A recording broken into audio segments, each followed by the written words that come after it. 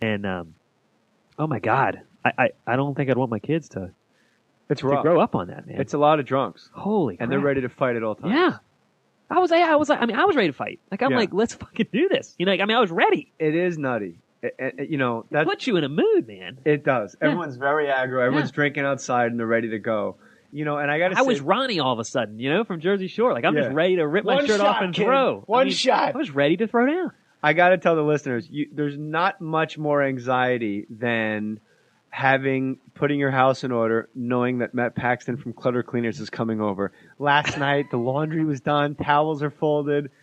This place, like, just the empty dog dish. My wife's like, well, where are we going to put this? My wife shampooed and conditioned her hair. Like, we all got made up. I mean, people think that I'm like we're just like the perfect cleaner. I mean, it's just you don't. Yeah. I don't know. It's this. I had more angst about how the place looked, and we're in a hotel, thank God. So, but housekeeping didn't come through. My wife cleans the room herself. Because we don't like people coming in and out of the room because we just. Oh, when I go on the road, man, I put the do not disturb in the minute I get there. Sleep, make love, go back to sleep. As illustrated by your two children. Yes. So I know you've done it at least twice. That's the proof. That's the only proof I've had sex in the last 2 years. Really? Oh, yeah. I don't believe that for a second. Your wife is very pretty, by the way. Thank you. She's beautiful. And I don't think she would appreciate that you showed me a photo of her an hour before she gave birth. Thank you for showing. She looks very unhappy.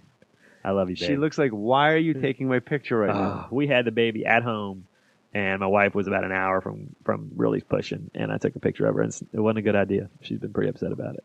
Why was Randy the most frustrating to you? So Randy, here's the deal with Randy. This is why I interrupted you early. Now I got to interrupt you twice to get the same point across because it's more digressions.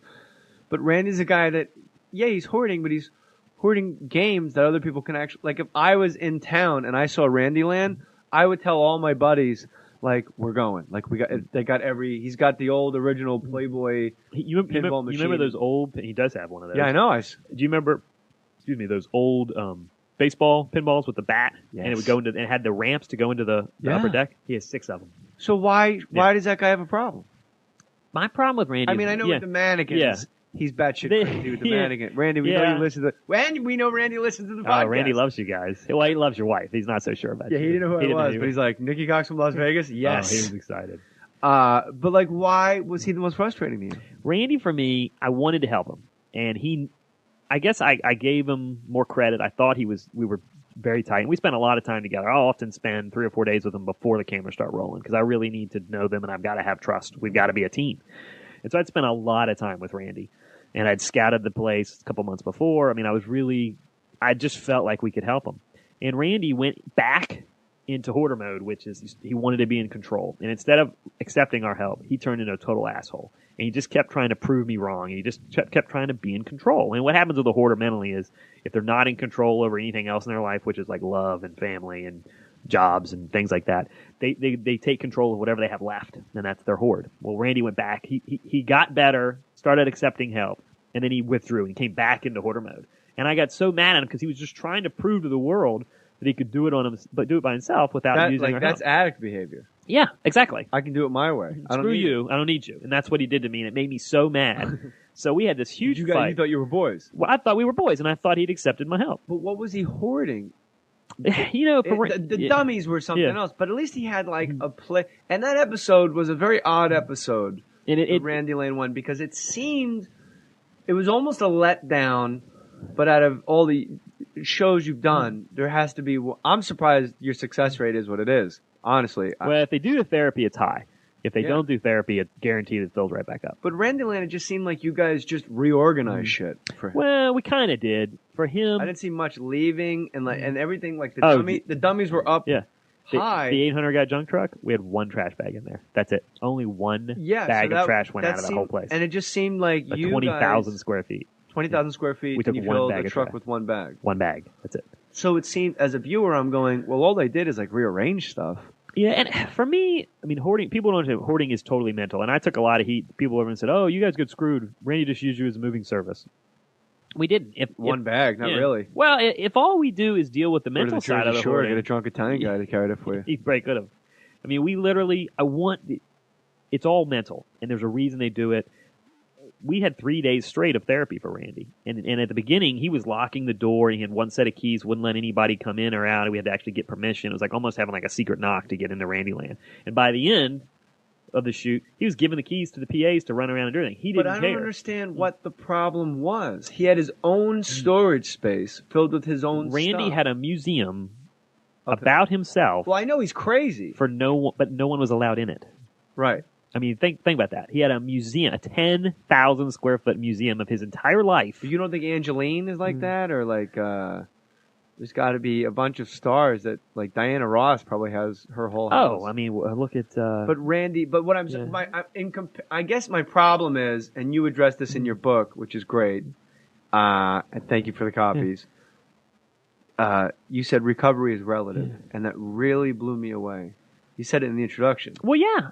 But with Randy, here's a guy that's hoarding mannequins as himself and video games, and he's keeping in a storage unit. And like you said, but he's the only. It's a museum for him, and video, but he's the only one that can go in it. And I think a lot of the listeners and a lot of the viewers of that show go, well, then who cares? Who cares? That's the guy that has a storage unit filled with pictures of himself and video games and dummies. And when you watch it, you go, this guy's beats to the different drummer, no doubt about it. But it's not like when you go to someone's house and there's bags of human feces next to their bed and the kids are like eating next to them. Yeah, I pushed hard for Randy. I mean, I scouted it. I wanted us to do the show there. The network didn't really want to do it at first. What did you want to change? Let me tell you, for Randy, I wanted people to see Randyland because what Randy had done is, and I talk about my dad a ton. I mean, in my book and in my blog, everything I talk about my dad. My dad was a different guy.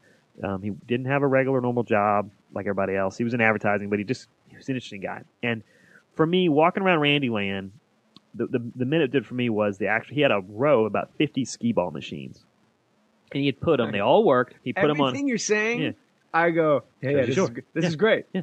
So like, this is a guy I want to know. Yeah, 50 skee ball machines. You said something. Don't lose your train of thought. Okay. But no one was allowed to see it. No one was allowed to see That's the sickness. Stay with this. Is good because 50 skee ball machines. He had hand laid each one of them, fixed each one of them. He put a half-second timer on each one. So that and then in a light, basically starter. So he came in and he clapped his hands, and the first one comes on. And then as soon as you roll the first ball, there's a half-second timer on the other 50. And the whole room lights up. Wow. Right? And that minute it lights up, all of a sudden, I feel my dad. I smell my dad. I hear my dad talking to me. I'm back in middle school hanging out with my dad. My dead father that's no longer with us. All those emotions come back. And I'm with my dad again. And as a new father, I get really emotional, and I'm like, I want the world to see this. And when I scattered that with Randy, I was like, dude, you've got to get past this mental block of not letting anyone in because the world needs to see Randyland. He can't do it. Well, what was the connection between your dad? Was your dad did he run like a skee ball joint? I don't know. No, we just would go to the Kings Dominion, or we'd go to the park, and it was fun for my dad and I. Those great memories of as a kid, yeah. For me, it was Seaside Heights, your favorite place. Exactly. Sure. Jesus Christ. But I mean, whatever it was, you can be in a dump. Yeah, you can be in a dump with your dad, but when you got that emotional bond, just you and your dad, you had a visceral response. Yeah, and that's why you reached out to Randy. And I've been struggling, missing my dad. I mean, from the minute he died, I've had a hard time. When did your father die? 91, 2001, right before September 11th. And what did he die of? Yeah, he had cancer. It was actually cool. We had 3 months. He found out. They said, "Man, you got like 5 weeks." The pancreatic. It was right on the lung. It wasn't lung cancer. It was right on the lung. But they you got about 5 weeks. Like, sew up your business and say goodbye. And so my brother and I left our jobs like that day, and we hung out with our dad for 5 weeks. Said goodbye. He actually had all of his buddies come over and say goodbye, and that was a really cool experience. But I still miss him. I still feel like every once in a while he's going to come back, and say hi. But that minute with Randy in Randyland was the first time I'd ever really gotten my dad back. And it was such a flow of emotion for me. So I was like, the world's got to see this, man. Randy, he can't do it. He's got that mental block. He's hoarding control. And that's so silly. And none of this showed on the show. That's why I was so disappointed in the edit. Because I could have done a 2-hour movie on Randy. Easy. Why don't we do a documentary on Randy? I think someone actually got the rights to it. Really? Yeah. Shit. I know. I got to take you over there. It's just unreal. And it evoked so much emotion. And for me, I mean, he's hoarding, this sounds so stupid, but he's hoarding our fun and our laughter and our emotions. Like, he's holding that back. He built an amazing museum. The world needs to see it. And he's hoarding that control. And that's why I push Randy so much. Randy and I are still very good friends. We talk a lot. I mean, I talk to him almost every week. I'm trying to get him to take this on the road and actually do like some kind of creative art thing that goes around. Because people need to see it, man. It's intense. It's amazing. If I went to the MoMA and they had Randyland exhibit, I wouldn't think, what's this doing here? But once you spend time in it, you're blown away. I'm saying it as a as an art piece, as a traveling piece.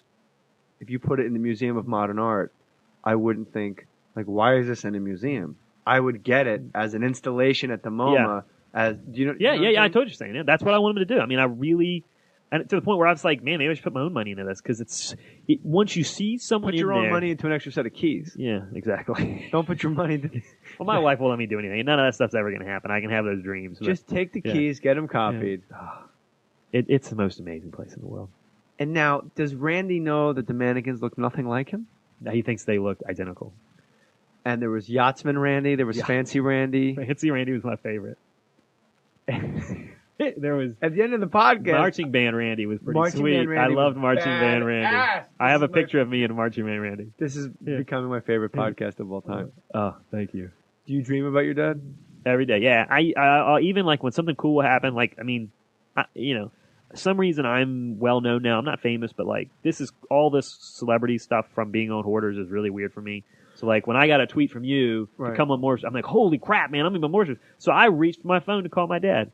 My dad's been dead 10 years, man. I can still tell you the phone number for his cell phone. I still want to dial it and tell him good things that are happening. And my life was so shitty when he died. He died when I was at my lowest. And so I don't want to get too emotional. I want my dad to see me as a dad. And I was a screw up. He meet your wife? No. Oh God. My grandfather. My wife was in like third grade when my dad died. It's kind of hot when you put it that way. Straight, absolutely. It's fucking awesome. See, I'll break the tension. I don't want you to. I don't want you to. Look, we use humor to get through very serious things. I'm asking you some deep questions because it fascinates me, but I don't want you to get uncomfortable. So I'll always pop. I'm an open book, dude. I clean up shit for a living. I know, and I want to ask you more about cleaning up shit. But I also like my mother's father, Red, was my hero. And to this day, Maurice Ferguson. Yeah. My middle name is Ferguson. Okay. John Ferguson Mohr. Now it's John Ferguson Cox Mohr. And my biggest thing in life is if he could have met her, those two, oh my God. And my grandfather Red, I think about. I haven't had a parent die, so I know like when you tell someone who's had a parent die about a grandparent dying, I think it gets exponentially. Obviously, grief is relative for everybody. It's not. But this is an old man. Yeah. You know what I mean? This isn't your old man, though. To you, it means a lot. But I mean, I've always been a pragmatist. When people go like, my great grandmother died, I'm like, well, she was 104. She fucking Rose Kennedy died. What did she? As Jeff Ross went to high school with Jesus. It's gonna happen. Yeah. Jeffrey Ross has a great bit. He was on the subway, and the Post said Rose Kennedy died at 104, and the guy in the subway next to him goes, "How did she die?" He goes, "She rolled her dune buggy." So, yeah, her parachute didn't open. She was storming the beaches in Grenada, and she got shot by they took her out back and shot her. She was 104. That's all. The Elements. Yeah. Me and my wife got hysterical when Ozzie Davis died. They didn't say how Ozzie Davis, the actor, died. And we were like, what's the weirdest thing you could put in an obituary about someone's death? And we decided it would be The Elements. Like, Matt Paxton died at 55 years old. Due to the elements. And that's it. It's just because that's how you die, like when you're out hiking and shit. Yeah. But if you're just at home and they just found you, the elements, they just got you. It's like so weird, like air. Basically, air got you. It's weird for me. My dad dying is actually the best thing that ever happened to me. I got my shit together once my dad died. So it's a weird. Well, most people would go in the other direction. Yeah. They would use that as a reason to get more. Well, and that's why with my Hoarders, I try to tell them, look, there's good in everything. And that's. I mean, I talk about my dad a ton. Because I want the Hoarders to see good comes out of everything. His name was Ed Paxton. He was a wild man. Anyone that's listening that knew him I wish everybody could see the smile on your face. Oh, my God. You're making me tear up. People that know my dad love what's happening because I'm often an extension of my dad. But for me, I mean, it motivated all his buddies. He never met a stranger, right? No. Oh, my God, no. And he was everybody's best friend. I know the type. Yeah, he was everybody's best friend. And his life was tragic. I had to pay his medical bills when he died. He couldn't even pay. He literally couldn't pay his doctor bill. He couldn't afford to die. But like couldn't afford to die. But there was 1,000 people at his funeral. So for me, I always come back to like, that's awesome, you know? And it was a 2-hour funeral of people just telling stories about my dad, like telling awesome stories, cool stories, you know? And I'm like, that's the way I want to die. There was a whole group of people in the back from Uganda. This one dude, he had like 15 wives, and he was put the do not disturb in the minute I get there. Sleep, make love, go back to sleep. As illustrated by your 2 children. Yes. So I know you've done it at least twice. That's the proof. That's the only proof I've had sex in the last 2 years. This, really? Oh, yeah. I don't believe that for a second. Your wife is very pretty, by the way. Thank you. She's and I beautiful don't think she would appreciate that you showed me a photo of her an hour before she gave birth. Thank you for showing. She looks very unhappy. I love you, babe. She looks like, why are you taking my shampooed and conditioned her hair? Like, we all got made up. I mean, people think that I'm like we're just like the perfect cleaner. I mean, it's just you don't. Yeah. I don't know. It's this. I had more angst about how the place looked, and we're in a hotel, thank God. So, but housekeeping didn't come through. My wife cleans the room She herself. cleaned the whole place. Because we don't like people coming in and out of the room because we just. Oh, when I go on the road, man, I'm ready to rip my One shirt off shot, and kid. throw. One shot. I was ready to throw down.